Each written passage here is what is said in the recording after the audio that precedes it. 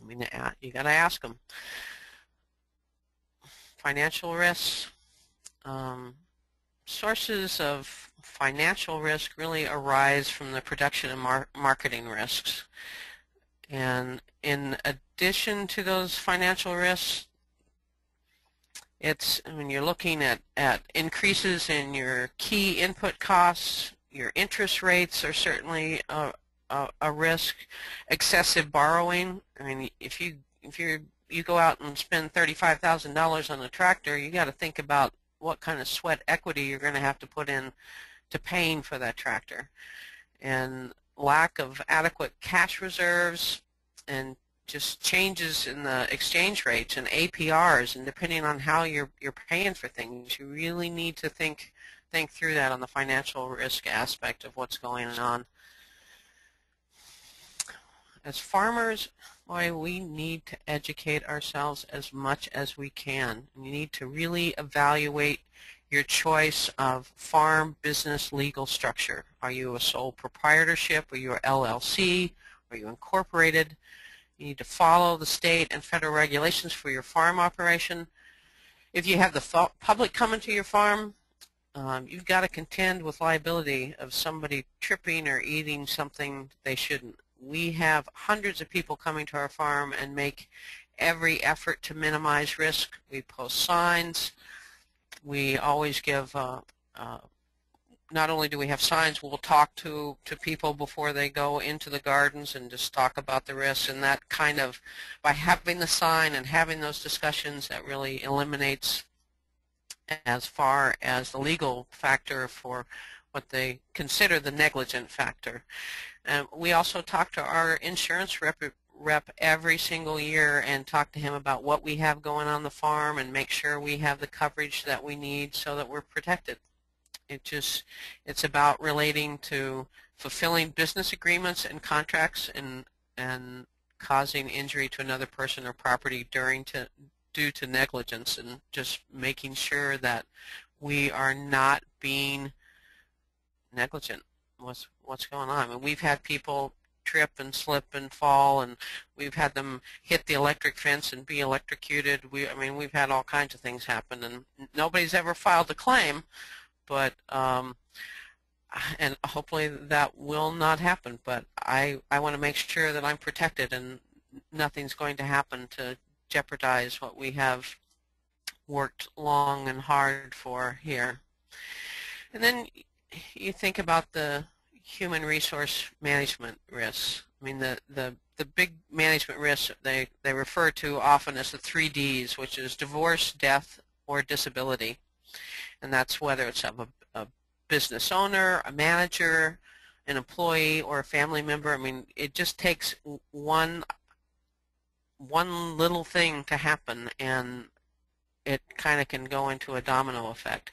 You really need to develop and practice good people skills for family and employees, and provide adequate training. One of the things that I noticed Mimi was talking about, which I thought was great, when she was talking about developing their business plan, that her and Rob really take the time to sit down often and discuss the business together as a family, decide which directions they're going, thinking about what needs to be done, and working together to make those things happen. And that's it's easy in any kind of farming operation. We kind of get off on doing our own things, and I have found that in making an effort to be more clear in defining our roles on the farm, that it's just made things work so much more smoothly. So we have made an effort to do that same thing and sit down and really, like we have just last year, well, maybe a year before, we actually defined our roles a little more. I mean, we had loosely running our roles as they were, but we clearly defined that Tom was the field manager and I was the marketing and office manager.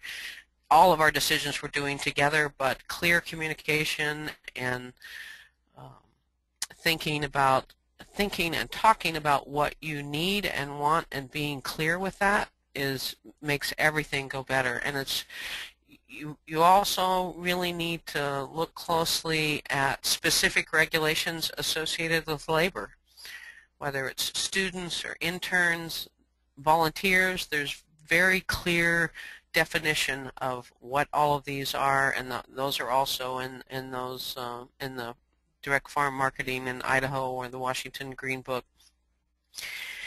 And it's different in Washington than it is in Idaho, and depending on where you live, and those factors are changing all the time, as far as whether you need to have workman's comp for different people working with you, how much money you pay them versus what's going on. I always refer to all of this, the risks, as kissing the goat. I tell you why, just that's what we call it.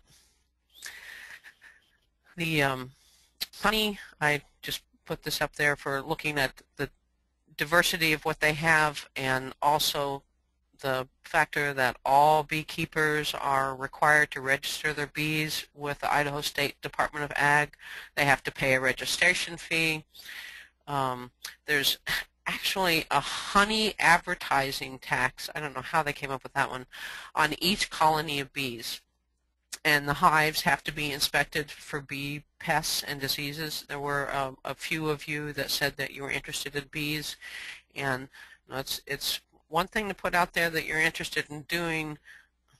Say you decide you want to have bees and you want to do honey, but you really need to go through that whole regulatory researching aspect and see what you need to do, because it can be an inhibiting factor. The same with selling nursery plants. Now, if you're selling at the farmer's market, the farmer's markets all across the state always have a nursery license that covers your sales at the market. But if you're selling from the farm or a greenhouse, you need to have a different kind of license depending on the quantity of your sales. If you don't exceed $500 in plant sales, you don't need a nursery license. And I think this is something that may be subject to change. All of the rules and regs are subject to change.